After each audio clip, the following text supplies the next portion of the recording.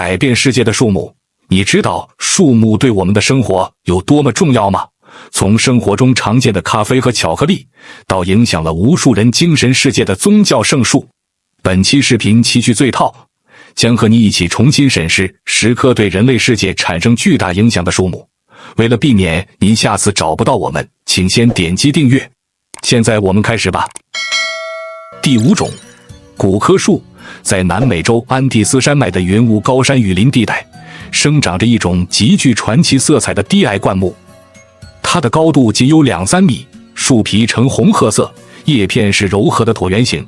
初夏時，它會開出細碎的黃白色小花，花落後，拇指大小的紅色果實掛在低矮的枝頭。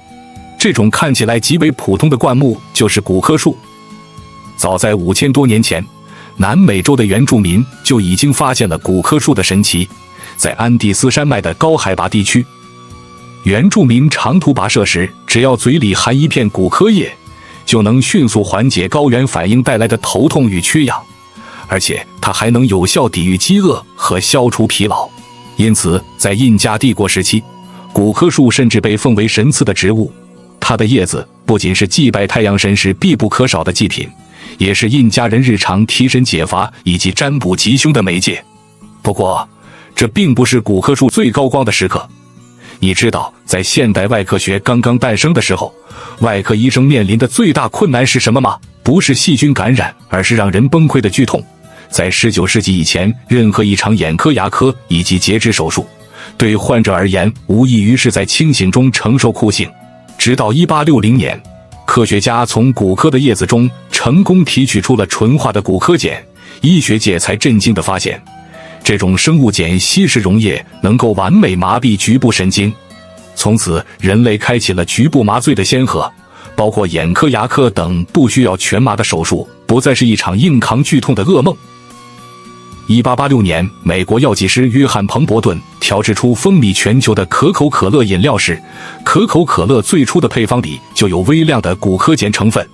雖然這種成分早已被去除，但是古柯卻留在了可口可樂的名字中。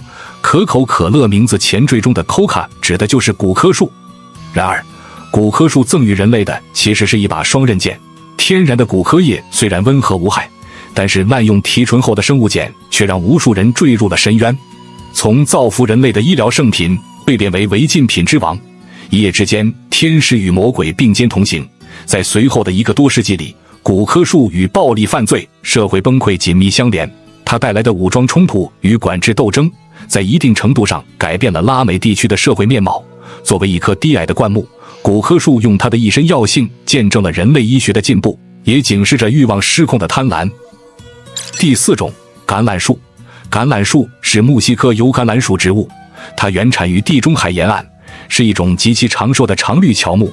它的樹幹大多扭曲蒼勁，葉片背面覆蓋着細密的銀色鱗片。早在距今6000至8000年之前，地中海沿岸的古人就已經開始種植橄欖樹了。在沒有電力的古代，照明是極為奢侈的事情。橄欖油燃燒時火焰穩定，幾乎無煙，是古代地中海地區最重要的照明燃料。古希臘和羅馬的夜晚，無數油燈都需要依靠橄欖油點亮。它延長了人們的工作和社交時間，讓工匠、學者和藝術家能夠在夜晚工作。對當時的人而言，橄欖油堪稱文明之光。而且橄欖油不僅可以食用，還能制作香皂，用來護膚或者用於宗教祭祀。古人甚至認為橄欖油是能夠治療60多種疾病的藥物。在地中海貧瘠的石灰岩丘陵地带，糧食作物無法生長，但是橄欖樹卻能長到上千年。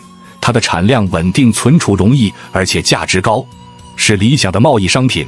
古希臘人和腓尼基人用橄欖油換來黑海的糧食、非洲的象牙木材等物資。在古代，能夠穩定生產並出口橄欖油的城邦，就像今天中東的產油國，是古代城邦富裕的標誌。古希臘人甚至認為橄欖樹是神的恩賜。傳說中，智慧女神雅典娜為取得城邦的守護權，以長矛刺向大地，变出了世界上的第一棵橄欖樹。橄欖树為人們帶來富足與和平，因此這座城便以雅典娜的名字命名，被叫做雅典。古代的奧運會冠軍头戴橄欖枝編成的桂冠，代表的是比黄金更珍貴的獎賞。在古老的諾亞方舟傳說中，鴿子銜來橄欖枝帶來了洪水退去、大地復甦的希望。此後，橄欖枝逐漸成為了和平的象徵，甚至出現在聯合國徽章上。如今，全球每年生產數百萬噸的橄欖油，橄欖油也走進了千家萬戶，成為飲食、護膚以及醫藥的珍貴原料。第三種，可可樹。當你在情人節送出一盒精美的巧克力，或者在家裡享受絲滑香濃的甜品時，你是否知道，這種來自可可樹的食物曾經可是只有王公貴族才能享用的奢侈品？可可樹是一種对生長環境極其挑剔的熱帶常綠乔木，它主要生長在赤道南北20度內的雨林地带。与众不同的是，可可樹的果實直接長在樹幹和粗壯的枝条上。可可果成熟後，長度約15至30厘米，內部有20到50多顆被果肉包裹的種子。這些種子就是制作巧克力的可可豆。早在大約3000年前，中美洲的原住民就已經開始種植可可樹了。他們將發酵後的可可豆烘烤研磨後，再加入水、辣椒和香料，反復攪拌後制成一種泡沫豐富卻帶着苦味的飲料。在瑪雅人的信仰中，這種飲料被認為是神靈賜予人類的禮物。據說阿茲特克皇帝蒙特祖瑪對可可飲料情有獨鍾，他能在一天內狂飲50杯這種苦味飲料。而且在當時，可可豆不僅是貴族飲品的重要原料，它甚至還被當作一種貨幣來使用。在當時的市场上，人們可以用可可豆交換食物、衣物，甚至購買奴隸。16世紀初，隨着歐洲殖民者抵達美洲，可可逐漸被帶回了歐洲。起初，这種苦澀的异域飲品並未受到歐洲人的廣泛歡迎。不過，當西班牙人嘗試在其中加入糖、香草和肉桂後，可可飲料迅速風靡歐洲王室和貴族階層。在隨後的幾百年中，歐洲殖民者將可可樹帶到了非洲和亞洲的熱帶殖民地，並建立起橫跨3大洲的可可貿易網絡。到了19世紀工業革命時期，人們相繼發明了壓榨可可汁和制作固體巧克力的技術。巧克力從貴族的餐桌開始走向了大眾市場。此後，巧克力產業迅速壯大，並催生出吉百利、雀巢以及馬氏等國際食品巨頭。如今，全球每年生產和消費的可可豆高達600萬噸，其中約有60%以上來自西非的科特迪瓦和加納。可可價格的漲跌影響着數百萬種植農戶的生計。從亞馬遜雨林中的一種普通喬木，到支撐全球巧克力產業的重要經濟作物，可可樹塑造了一種跨越文化與國界的食品文化。它不僅改變了人類對甜味的追求，也深刻影響了貿易、農業和消費文化的發展軌跡。第二種，咖啡樹。咖啡樹是茜草科的一種常綠灌木，原產於非洲埃塞俄比亞的原始森林。它的果實像一顆顆迷你的櫻桃，成熟後由綠轉紅，剝開果肉裡面藏着2粒橢圓形的種子，就是我們常說的咖啡豆。傳說公元900年左右，一位牧羊人發現山羊吃了一種紅色漿果後變得異常興奮。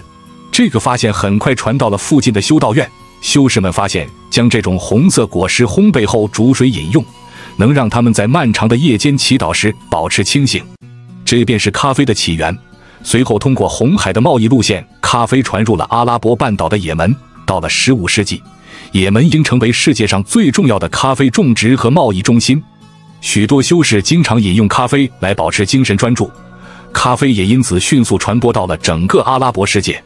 17世紀，咖啡进入歐洲後引發巨大轟動，倫敦、巴黎和維也納等城市相繼出現大量的咖啡館，來自不同階層的人們聚集在咖啡館裡討論政治、哲學、科學和商業。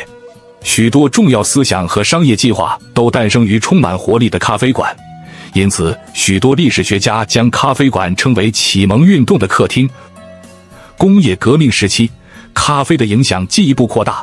與當時普遍飲用的啤酒和烈酒相比，咖啡能夠讓人保持清醒和專注，所以逐漸成為工廠、寫字樓和商業活動中的重要飲品。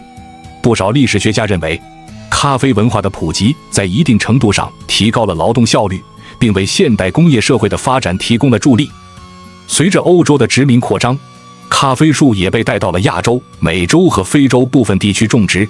巴西、哥倫比亞以及越南都是重要的咖啡生產國。如今，全世界每天飲用的咖啡超過20億杯。無論是商務會議、學術討論，還是朋友間的閒談聚會，咖啡都已成為現代生活的重要符號。從埃塞俄比亞高原上的一株野生植物，到遍布全球的咖啡產業和咖啡館文化，咖啡樹不僅改變了人類的飲食習慣，也深刻影響了現代社會的工作方式、思想交流和經濟發展。第一種，菩提樹。菩提樹屬於桑科榕屬植物，原產於印度次大陸，它的高度可達30米以上，樹冠寬廣，葉片為心形，葉尖細長下垂，是世界上辨識度最高的樹木之一。作為一棵高大的喬木，菩提樹深刻影響了人類的精神世界。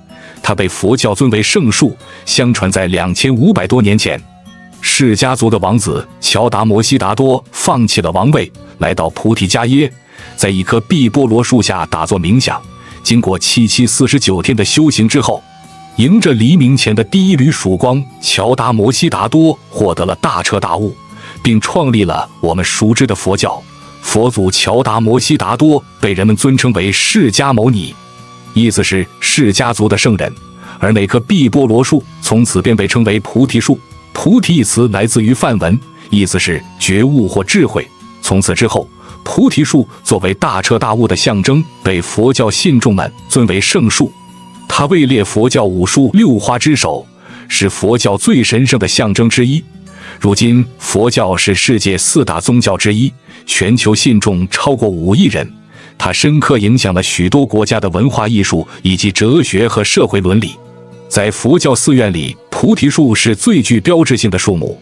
佛教僧侶和信徒們在菩提樹下誦經冥想，象徵着智慧的傳承。同時，菩提樹廣泛存在於文學、壁畫以及雕塑等藝術創作中，是東方禪意美學的經典意象。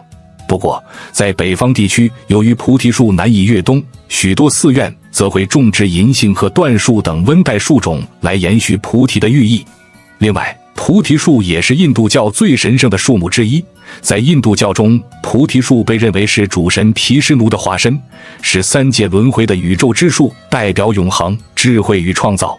在印度農村，經常可以看到菩提樹與神廟共同存在，有些地方甚至直接把菩提樹當作天然的神壇。許多印度教信徒至今仍會圍繞着菩提樹祈禱、供奉以及舉行宗教儀式。從印度教的宇宙之樹到佛教的覺悟之樹，菩提樹作為一種精神符號，早已超越了植物本身。它在2500多年的時間裡，深刻影響了數亿人的精神世界。好了，以上就是本期視頻的全部內容。